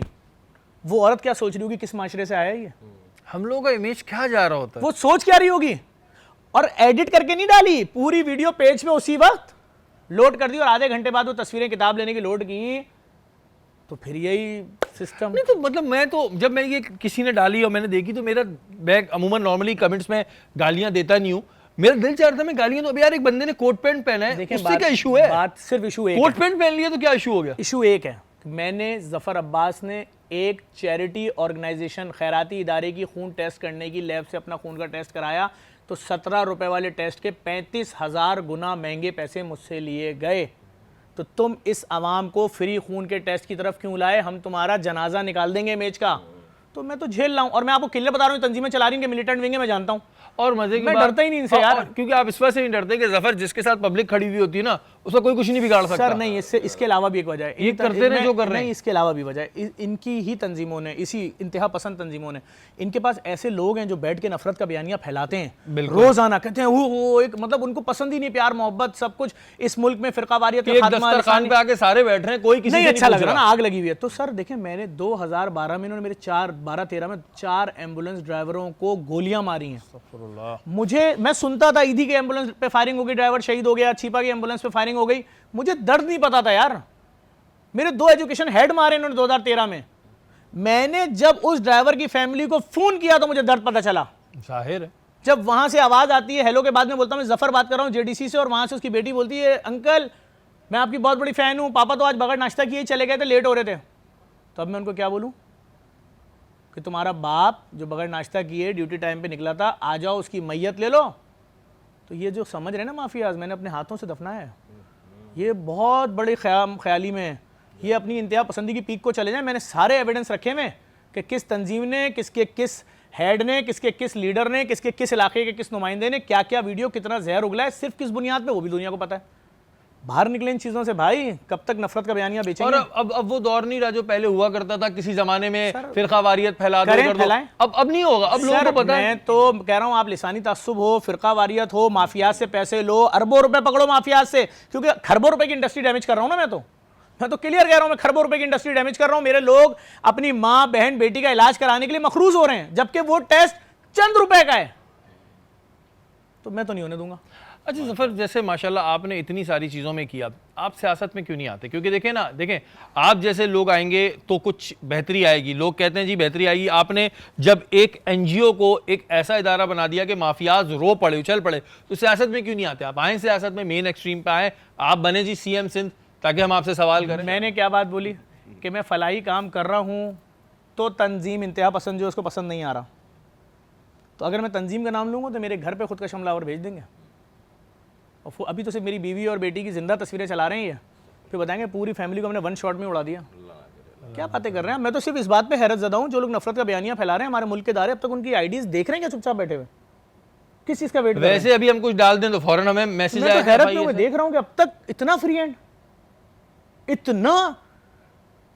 कई वीडियोस तो हम भी देखते हैं, बोलते हैं बंदा बोल क्या रहा है भाई, क्या हो गया? मतलब मैं तो चुप हूँ। देखिए मैं आपको फिर बोल रहा हूँ, मैंने अपने हाथों से अपने लोगों को दफनाया है। हम झेले हुए लोग हैं। हम इस मुल्क में फिरकावारियत और लिसानी तासुब नहीं चलने देंगे। आपने भी तो हर माफिया पकड़ लिया ना, स्कूल माफिया चाहे कह लें, स्कूल बिजनेस जो है उसको कह लें, लैबोरेटरीज कह लें, हॉस्पिटल्स कह लें, ट्रांसपोर्ट कह लें, बिजनेस कह लें, तो कुछ छोड़ा ही नहीं ना। लेकिन जब आप ये ऐलान करते हैं कि अगर आपके घर का कोई भी मसला है, आंख बंद करके JDC में एप्लीकेशन ले आएँ और हम बिला तफरीक रंग नस्ल मज़हब मसलक आपका जो मसला है हल करने की कोशिश करेंगे। और उसमें आप देखें हर दूसरी एप्लीकेशन यही है कि बेटे का कैंसर का टेस्ट कराना है, माँ का फला टेस्ट कराना है, वालिद का टेस्ट कराना है, हार्ट का टेस्ट कराना है, और उसके लिए कोई 1.5 लाख मांग रहा है, कोई 75,000, कोई 80,000, कोई 30,000। हम 30,000 वाले से बोल रहे हैं यार 30,000 तो दे दो, बोल रहा है मेरा राशन का मखरूज हूँ 75,000 का। तो लोगों की हालत नहीं है। अच्छा, मैं ओल्ड एज होम और भी लोग चला रहे थे, बारे में किसी को बुरा या सही नहीं कहूँगा, लेकिन आप लोगों ने जो ओल्ड एज होम बनाया है वो ओल्ड एज होम लगता नहीं है। वरना और जगहों पे मैं गया हूँ, सब अपने अपने तौर पे अच्छा काम कर रहे हैं, मैं किसी को बुरा नहीं कह रहा, लेकिन एक जरा सी फील आ जाती है ना कि जरा कुछ। लेकिन आप लोगों ने जो ओल्ड एज होम बनाया उसमें फील भी अच्छी आ रही है। वो जो फील आती है ना, उस पर तो डोनर पैसे निकालता है। नहीं, फील से मुराद थोड़ी सी जरा आने लगता है यार किस तरह, उसी पे तो फिर बंदा पैसे देता है कि यार उफ किसी का बुरा हाल है, इतने बुरे हाल में मेरा बाप होता तो ये ले भाई। ना ना ना, हमारे यहाँ ओल्ड एज होम में अभी जो परसों अली शेखानी साहब गए, हर बुजुर्ग को टच मोबाइल नया, बिल्कुल ब्रांडेड सूट, हर बुजुर्ग को बोला होगा आपके पास मोबाइल, ही मेरी तरफ से गिफ्ट गिफ्ट गिफ्ट गिफ्ट। मैंने आज तक किसी मॉर्निंग शो में अपने ओल्ड एज होम के बुजुर्गों को, यतीम बच्चों को नहीं बैठाया, ना उनकी मुफलिसी, उनकी लाचारगी बेची, कभी नहीं बेची। मुझे ज़रूरत ही नहीं है। मैं बड़े से बड़े टीवी चैनल पे बैठता हूँ, लोगों के मसाइल की बात करता हूँ। ये तो आज माफियाज ने मुझे मजबूर किया कि मैं बता रहा हूँ, देखो लोगों मैं ये काम कर रहा हूँ, इसलिए इनकी चीखें निकली हैं। वरना मैं जब बैठा हूँ, मैंने महंगाई की बात की, मुझे जब अपने इदारे की कोई बात बतानी होगी, मेरा अपना फोरम इतना मजबूत है ना, सोशल मीडिया आपकी सोच होगी, एक जरा सी बात करते हैं पूरा कराची, पूरा पाकिस्तान सर आंखों में बैठाता है हमें भाई। तो मैं तो टीवी चैनल से बैठ के लोगों के मसाइल बताता था भाई। ज़फ़र, इस वक्त जो मुल्क की मईशत के हालात हैं इतनी बुरी हो गई है, तो आपका काम तो और बढ़ता ही चले जाएगा, बढ़ता ही चलेगा। हमारा काम लोड बढ़ रहा है और पैसा कम हो रहा है, जाहिर है, क्योंकि मईशत तो हमारे पास तो डोनेशन ही नहीं है। हम तो सर पकड़ के बैठे हुए हैं कि लैब के अखराजात महीने के 20-25 करोड़, ये हर डायलिसिस सेंटर का 1.25 करोड़ खर्चा, दर्जनों डायलिसिस सेंटर हो गए हैं, ये IT सिटी का खर्चा, O लेवल स्कूल का खर्चा, ये जो फ्री ट्रांसपोर्ट चल रही है, फ्री मैयत बसें, फ्री मुर्दा खाना, ये सब अखराजात हैं। हो सकता है और भी किसी ये कम हो रहे हो, क्योंकि इसमें जो हमारे खिलाफ कैंपेन में हमने देखा है किन किन लोगों ने हाथ धोए हैं। हमें अफसोस भी है, हमने सोचा हम फ़ोन करके बोले आप, लेकिन हमने नहीं किया।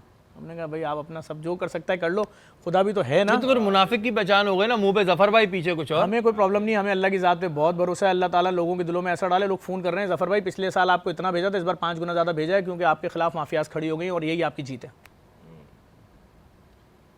ये चीज़ बाकी में मैं ज़फ़र की बातें सुन रहा होता हूँ। अच्छा, गो के ज़फ़र की उम्र इतनी ज़्यादा नहीं, एक दफ़ा मैंने ट्रांसमिशन पूछी थी तो काफ़ी कम उम्र है, लेकिन जिस तरह लोग माफियाज इनके पीछे लगे हुए हैं, जिस तरह लोग धमकियाँ दे रहे हैं, मैं बाखुदा इस वक्त एक सहरी ट्रांसमिशन में बैठा हूँ, कुछ नहीं होने वाला। कुछ नहीं होने वाला। आप अपना टाइम पैसा ज़ाया कर रहे हैं, बल्कि उल्टा आपको आखिरत में भी जवाब देना पड़ेगा, दुनिया में भी दिख जाएगा। क्योंकि जो बंदा ये काम कर रहा है भाई सबके लिए कर रहा है, अपने एक कोई हम कहें कि जी एक ख़ास फ़िरक़े के लिए कर रहा हो, एक ख़ास तबके के लिए कर रहा हो, तो सबको कह रहा है आओ खाओ, आप भी जाके खा लें। अगर आपको प्रॉब्लम है नहीं खाना तो अपने घर में खा लिया करें। नहीं, तो इस मना शहर थोड़ी में है। कौन सी एनजीओ अच्छा खाना नहीं खिला रही? हाँ, तो सिर्फ सारा गुस्सा जेडीसी के लिए, सारी मेहनत अच्छा JDC ज़बर, इसमें एक मैं आपको एक बात बताता हूँ। आपने जब से पहले भी दस्तरखान चलते थे, बाखुदा आपको देखकर बहुत यंगस्टर्स के अंदर जो है वो शौक आया है। मिलियंस ऑफ रजाकार पाकिस्तान में, लाखों रजाकार, मतलब 20, 25, 50 लाख रजाकार वो जहन तैयार कर दिए हैं कि अगर कोई मुसीबत ज़्यादा उनसे मदद मांगेगा वो उससे ज़बान और फ़िरक़ा नहीं पूछेंगे। ये बात मैं इस वजह से कह रहा हूँ कि ज़फ़र को देख के बहुत लोगों ने, मैं यहाँ आज बैठा हूँ ना, मैं आपको बात बताता हूँ। मेरा एक दस्तरखान है, 4 साल से मैं चलाता हूँ, कोरंगी में हम एक लगाते हैं। बाखुदा मुझे ये शौक ज़फ़र को देख के हुआ। मैंने कोई ज़फ़र से कभी कोई पैसे नहीं लिए हुए, ना मुझे कोई ज़फ़र ने देना है, ना मैंने उससे मांगना, अल्लाह ना करे। लेकिन मुझे शौक हुआ, मैं आज मुंह पे बोल रहा हूँ बात, इससे पहले मैंने बताई भी नहीं है। तो ऐसे कई नौजवानों ने एक अच्छे काम को देख के तरगीब ली। इसमें प्रॉब्लम क्या है? मैं उन्हीं की जंग तो लड़ रहा हूँ। प्रॉब्लम क्या है यार? मैं अब कानूनी कार्रवाई करने जा रहा हूँ ना इन लोगों के लिए, सिर्फ इसलिए करने जा रहा हूँ, तुमने मुझ पर तो हाथ साफ कर लिया ना भाई, अगले को आइंदा तक भाई ना देखें, आपको देखकर अगर कोई अच्छा काम कर रहा है, भाई आप भी डायलिसिस सेंटर खोलो, मना थोड़ी कर रहे हो आगे वहां पे के पत्थर मारूंगा किसी और और मैं तो तारीफ करूंगा अगर आप सिर्फ अपनी बरादरी का भी करते हो, अपनी जमात का, अपने, मैं तब भी तारीफ करूंगा कि तुम एहसान कर रहे हो। अगर एक बंदे को देखकर लोग अच्छा काम कर रहे हैं तो मुझे नहीं समझ आ रहा कि कौन, और जो लोग हैं वो सबको पता है। ज़फ़र कोई पैगाम तमाम देखने वालों के लिए कोई मैसेज देना चाहेंगे? छोटा सा मैसेज है कि सातें आ रही हैं, मैं हर साल बोलता था ईद के कपड़े जहां अपने बच्चों के लिए ले रहे हैं वही दूसरों के लिए लें। खाना, पता नहीं कितने लाख ख़ानदान इस बार भी ऐसे हैं जो सहरी में कुछ नहीं खिलाते, अपने बच्चों को उठा भी नहीं पाते हैं, अफ्तारी में भी उनके पास नहीं है। तो कम से कम जो आखिरी रोज़े रह गए उसमें उनके घर खाना पहुँचाएं, ईद के 3 दिन तो वो खाना खाएं, उनके जिस्म पे नए कपड़े आ जाएं। अपने बच्चों के लिए ले रहे हैं अगर 10,000 का जोड़ा, तो 600 रुपये का कोऑपरेटिव से एक सूट खरीद के किसी गरीब बच्चे को अपने ख़ानदान के पहुँचा दें, अपनी बरादरी के, अल्लाह इसका बहुत अजर देगा। बिल्कुल जी ज़फ़र, आपके लिए यार बहुत सारी दुआएं, अल्लाह ताला आपको बहुत खुश रखे, अपने हिफ्ज़ अमान में रखे, पूरा पाकिस्तान आपके साथ है। बहुत शुक्रिया और एक दफ़ा फिर आपको बहुत बहुत मुबारक हो कि आपको तमगा मिला, ऐसे बहुत तमगों के आप डिज़र्व करते हैं। ये मैं बता दूं जी कि ये वो वाहिद बंदा है जिसको देख के कराची के ख़ास तौर पर अगर मैं लड़कों की बात करूं तो एक शौक़ आया, और वो शौक़ आया इस वजह से कि जब जिस तरह ये कर रहे हैं तो इस तरह हम क्यों नहीं कर सकते, और ये एक बहुत अच्छी बात है। अल्लाह ताला ज़फ़र को अपने हिफ्ज़ अमान में रखे। या वक्त तो एक ब्रेक का, ब्रेक के बाद हाज़िर होता हूं।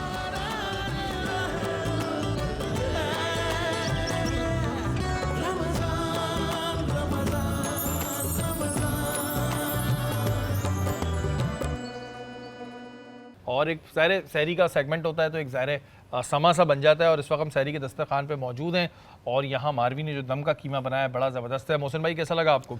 हाँ बिल्कुल, तेल कम है, मसाले भी सही हैं, मिर्ची भी ज़्यादा नहीं है, टेस्ट भी है। अच्छा मारवी, क्या क्वालिटी है कि आपके जो खाने होते हैं उनमें हर चीज़ बैलेंस होती है, बड़ी बैलेंस कैसे चीज़ें बना लेती हैं आप? बस सारी चीज़ें इंग्रेडिएंट्स उतने ही डालती हूँ जितने डलने चाहिए, ज़्यादा डालते हैं तो बहुत हैवी भी हो जाता है और वो हेल्दी भी नहीं है। अच्छा एक चीज़ होती है कि ऐसा लोग कहते हैं कि जी खानों में जितने मसाले भर दो, जितना तेल भर दो तो उतना लजीज बनता है, लेकिन आपके में तो हर चीज़ बैलेंस होती है, तो फिर लजीज कैसे बन जाता है? नहीं, ऐसा कुछ नहीं है, आपको जो है हर चीज़ बैलेंस रखनी चाहिए। मतलब अगर आप बहुत ज़्यादा चीज़ें डालेंगे तो एक तो वो कि आपकी हेल्थ के लिए भी बहुत ख़राब है, और ये कि टेस्ट अच्छा नहीं आता उसका। टेस्ट अच्छा नहीं आता भाई, ये एक बात है कि जो मारवी के खाने होते हैं ना वो बड़े बैलेंस्ड होते हैं।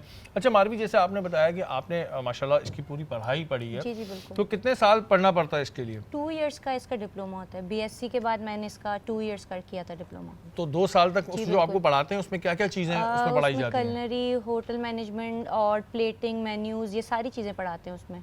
अगर हम होटल मैनेजमेंट की बात करते हैं, क्योंकि बंदा अपना होटल खोलना चाह रहा है, जी बिल्कुल। तो उसमें क्या किन चीज़ों को उसको अपना पहले फोकस करना चाहिए? अगर एक रेस्टोरेंट खोलना कोई चाह रहा हो तो क्या चीज़ें होती हैं जो मेन होती हैं जिस पे ज़्यादा काम करना होता काफ़ी है? सारे डिपार्टमेंट्स होते हैं उसमें। अब ये है कि हमें जो पढ़ाते हैं उसमें कलनरी, होटल मैनेजमेंट, और क्योंकि बाकी फाइनेंस भी आ जाता है, सब चीज़ें आ जाती हैं, HR आ जाता है, तो वो अलग अलग अगर आप करना चाहें तो 2 इयर्स के एक्स्ट्रा आप वो कर सकते हैं, ताकि पूरा फुल आप जिस तरफ जाना चाहें। मेरा कलनरी की तरफ ज़्यादा था तो फिर मैंने इसी पे फोकस रखा। अच्छा मैंने एक चीज़ और ये देखी है कि लोग एम्बियंस पे खर्चा कर देते हैं, कुछ ऐसे होटल खुलते हैं एम्बियंस बड़ा अच्छा होता है, लेकिन जब आप फूड ट्राई करें तो बहुत ही बुरा होता है, उस चक्कर में फिर उनका रेस्टोरेंट ही बंद हो जाता है। हाँ, उनका ये होता है कि वो बस एम्बियंस पे तो खर्च कर लेते हैं, बट ये होता है कि अपने स्किल्स पे काम नहीं करते कि वो अपने टेस्ट को इन्हेंस करें और मेन्यू और इन चीज़ों पे पूरा फोकस करें। तो ये होता है कि आपको फुल पता होना चाहिए कि बेकिंग के लिए क्या चीज़ें ज़रूरी हैं, कुकिंग के लिए क्या चीज़ें ज़रूरी हैं, कितनी चीज़ें यूज़ करनी है, सब चीज़ें। ये सारी चीज़ें पता होनी चाहिए। और अगर आपको टेस्ट अच्छा चाहिए तो आप मारवी से बिल्कुल रब्ता कर सकते हैं। या वक्त तो एक ब्रेक का, ब्रेक के बाद हाजिर हों।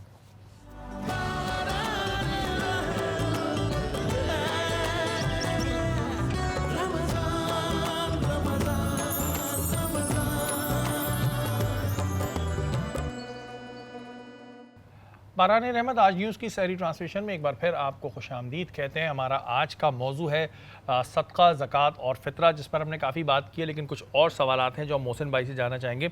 मोहसिन भाई, अगर कोई नाबालिग या यतीम बच्चे हैं और उनके पास कोई मिल्कियत है तो क्या उसके ऊपर ज़कात बनती है?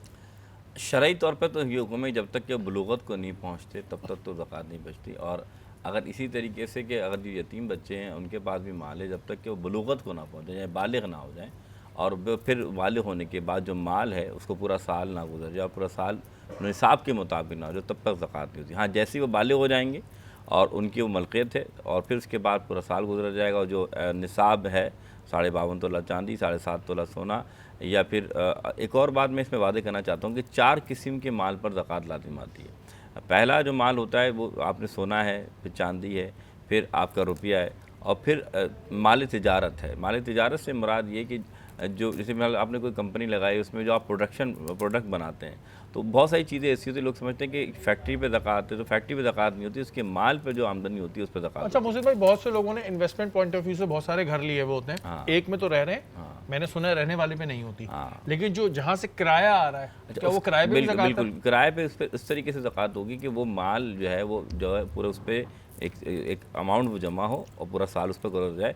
उस किराए के मकान पर ज़कात नहीं होगी, याद रखिएगा। जो किराया आ रहा है, वही मैं कह रहा हूँ, हाँ, जिससे उस कैश आ पर, रहा है। हाँ, जो कैश आ रहा है और वो जमा करके पूरा साहिब निसाब एक उस पर गुजरता है, और निसाब के मुताबिक वो माल इतना बन जाता है, कितना 52.5 तोला चांदी या फिर 7.5 तोला सोना, तो उस पर ज़कात लाज़िम आ जाएगी। अच्छा, क्योंकि ज़कात जो है वो आप अल्लाह ताला को राज़ी करने के लिए और अपने माल को पाक करने के लिए देते हैं। एक मैंने सवाल किया था, लेकिन उस पर उसमें डिटेल में बात नहीं हो पाई। बहुत से लोग ज़कात देते वक्त एक एहसान का अंसर ले आते हैं। एहसान का अंसर इस तरह कि जी अगर मिसाल के तौर पर अपने घर पे काम करने वाला है, उसको ज़कात दी तो एक ज़रा सा एहसान का अंसर आ जाता है, या अपने रिश्तेदारों को दी तो उनके जहन में ये ज़रूर होता है कभी भी रिश्तेदारों से तल्ख कलामी हो कि हम तो उसको ज़कात दिया करते थे। ऐसी सूरत में उनकी ज़कात क्या कबूल होगी? देखिए, अल्लाह ताला और उसके रसूल ने वाज़े फरमाया कि अपने सदक़ात देकर लोगों को एहसान मत जतलाओ, मना फरमाया। इमराद ये कि अगर किसी को आप ये ज़कात दे भी रहे हैं तो उनको आप ये ना समझें कि आप उन पर एहसान कर रहे हैं, बल्कि आपका रवैया ये होना चाहिए कि आप उनको ये बात कहें कि ये तो आप ही का हक़ था, और हकीकत में ये माल में जो आपका माल नज़र आ रहा है ये उनका ही हक़ है जो आपके हिस्से में आया हुआ है। तो ये बात तो बात हो गई, लेकिन अल्लाह उसके रसूल सल्लल्लाहु अलैहि वसल्लम ने हमें जो अहकाम बताया और हुक्म ही शरई यही है कि जब भी आप किसी को ज़कात दे रहे हो या सदका कर रहे हो तो सख्ती से मना फरमाया कि अपने सदक़ात को जब दो तो किसी पर एहसान मत जतलाओ कि तुम पर मैं एहसान कर रहा हूँ। तो कोई ऐसा शख्स करता है तो अल्लाह उसके रसूल के यहाँ तो ऐसे माल से कोई, यानी कि अल्लाह ताला को कोई काबिल कबूल नहीं है। लेकिन आपने कहा कि ये अमल इन्नमल अमालु बिन्नियात वाली बात है कि जो आपने अमल किया वो नियत आपके सामने आ रही है कि आप उसको एहसान इसलिए बता रहे कि आप बता रहे हैं कि मैंने तुम पर ये बहुत बड़ा करम किया है, हालांकि ये अल्लाह ने तुम्हें अता किया, अगर अल्लाह चाहता तो नहीं देता। तो सारी बात ये कि आप ये जो बात कर रहे हैं कि जो शख्स भी ये अमल कर रहा है तो अल्लाह के यहाँ वो कबूल नहीं हो रहा, बल्कि वो उसके गुनाह का सबब बन जाएगा कि वो एहसान जतला रहा है। अच्छा मोहसिन भाई, जैसे फ़ितरा ईद की नमाज से पहले है कि आप अदा कर दें। अब मैंने किसी को फ़ितरा देना है, वो बंदा अभी है नहीं यहाँ पे, मैं उसको बताऊँ यार मुझे तुम्हें पैसे देने, वो कह यार अभी तुम अपने पास ही रख लो, मैं जब आऊँगा तो ले लूँगा। अब समझ लें वो 1 महीने बाद आता है, तो क्या वो मेरा कबूल हुआ? देखिए, शरई हुक्म ये है कि फ़ितरा यानी कि ये बहुत देखा जाए कि अगर ये कि अमल जो है सुन्नत अमल, मुस्तहब अमल, अगर आप देखा जाए कि यह वक़ार वाला अमल ये है कि आप क्या करें कि ईद की नमाज से पहले तक आप सदक़ा वाजिबा अदा फरमा दें जो वाजिब है। लेकिन अगर आपने सदक़ा वाजिबा अदा नहीं फरमाया, मिसाल के तौर पे आपने ये एक शख्स से जो दूर रहता है, फला शहर में रहता है, लेकिन आपने वो निकाल के रकम रख दी है, तब भी आपका सदक़ा फ़ितर अदा हो जाएगा। लेकिन आपके ऊपर वाजिब है कि लेकिन आप उसको वो अदा कर दें। अगर आपने अदा ना किया तो फिर रुक जाएगा, लेकिन नीयत में ये थी कि आपने अदा कर दिया है तो कोशिश ये की जाएगी कि अदा हो जाए, यानी कि मिल जाए उस शख्स को अमानतन। अच्छा, जो ज़कात की रकम है क्या ये मस्जिद में दी जा सकती है? और बहुत ज़बरदस्त सवाल किया। अच्छा, ये शरई तौर पे एक तरीक़ेकार है। मस्जिद में तो अल्लाह ये ज़कात की रकम नहीं दी सकती। जैसे मैं अपने लिहाज से कहता हूँ कि मैं कहता हूँ कि हमारे सईदों को ज़कात नहीं दी जा सकती, लेकिन आप जैसे एक कुछ का इख्तलाफ है कि वो करते हैं, लेकिन मेरे लिहाज से क्या कि ना दें बल्कि उनको हदिया दें। इसी तरीके से मस्जिद में शरई तौर पे किसी भी तरीके से ज़कात नहीं जाती, लेकिन कुछ उलमा हीला करते हैं। हीला का तरीका कार ये है कि वो किसी भी मदरसे के तलबा तालिब इल्म को कुछ रकम दे देते हैं, और ये हीला वैसे जायज़ है। इस तरह आप औरों को भी कर सकते हैं कि वो रकम दिया, अब वो उसका मालिक बन गया मदरसे का बच्चा, जैसे ही वो मालिक बना अब वो रुपया वो वापस दे दे, तो वो अब ज़कात का माल वो क्या बन गया, पाक हो गया। और वो फिर ज़कात का माल नहीं रहा बल्कि वो मालिक ने दिया, क्योंकि वो मालिक था ना, यानी पहले वो ज़कात लेने का मुस्तहिक हुआ, जब आपने माल दे दिया तो उसका वो मालिक बन गया। तो अब वो मालिक अपनी तरफ से ज़कात के पैसे नहीं दे रहा बल्कि वो साफ साफा माल दे रहा है, तो वो पैसा आप मस्जिद में लगा सकते हैं, और उलमा ऐसा करते हैं। अच्छा मोहसिन भाई, ये एक बड़ा, क्योंकि इसमें कुछ फ़ुक़ाओं ने कहा हुआ है कि ठीक है, कुछ फ़ुक़ा कहते हैं कि नहीं बिल्कुल जायज़ नहीं है। ये जो सैयद वाला हमने पहले भी डिस्कस किया था कि सैयद को भी ज़कात नहीं दे सकता, तो फिर अब का जो माशी दौर चल रहा है, लेकिन जो बात इस्लाम कह रहा है वो अपनी जगह बिल्कुल ठीक है, उस पर कोई दो राय नहीं है, लेकिन जो आज का माशी हालात हैं वो आपके सामने ही है। अच्छा, इसमें क्या करें? आप एक हीला कर लें, लेकिन मैं फिर आपसे कहूँगा कि जहाँ तक मेरे नज़दीक हीला हो सकता है, हीला कर सकते हैं, बिल्कुल कर सकते हैं। कि हीला क्या कर सकते हैं कि अगर आप किसी ऐसे शख्स को जिसको पता है कि इस पर ज़कात लग सकती है, और वो शख्स आप उसको हीले के तौर पर ये माल दे दें और वो ज़कात पाक हो गया, फिर आप वही माल जब वो पाक हो गया, तो अगर आप किसी को ऐसे शख्स को देते हैं जैसे कि आपने फरमाया, तो जाहिर सी बात है वो तो आपने उसको आपने ज़कात नहीं दी ना, आपकी ज़कात भी हो गई और वो क्लियर हो गया। लेकिन क्या देखें अल्लाह ताला ने रास्ते दिखाएं। मैंने आपको एक रास्ता बता दिया कि आप उसको सैयद को ज़कात ना दें, बल्कि क्या करें, आप हीला एक तरीके का आ रही है कि अगर वाक़तन आप देना चाहते हैं तो एक हीला कर लें, और इस तरीके से उसको वो ज़कात ना हो जाएगी बल्कि वो हदिया भी हो जाएगा और आपकी दूसरे की तरफ ज़कात भी अदा हो जाएगी। बिल्कुल जी, ये बड़ी अहम चीज़ें होती हैं, ज़ाहिर है इस्लामी चीज़ों का, इन चीज़ों का जानना हम सबके लिए बड़ा ज़रूरी होता है।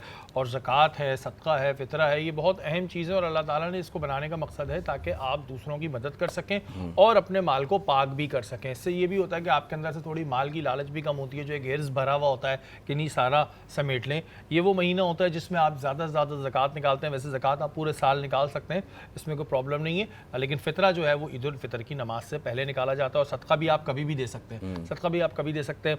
और कोशिश करें कि जो बिल्कुल सही तरीक़ेकार है उसी तरह ज़कात, फ़ितरा और खैरात निकालें। हमारी ट्रांसमिशन का वक्त आज ख़त्म हो चुका है। कल इंशाअल्लाह ताला दोबारा मुलाकात होगी। अपने मेज़बान से ये शहरियार आसिम को इजाज़त दीजिए। पाकिस्तान जिंदाबाद।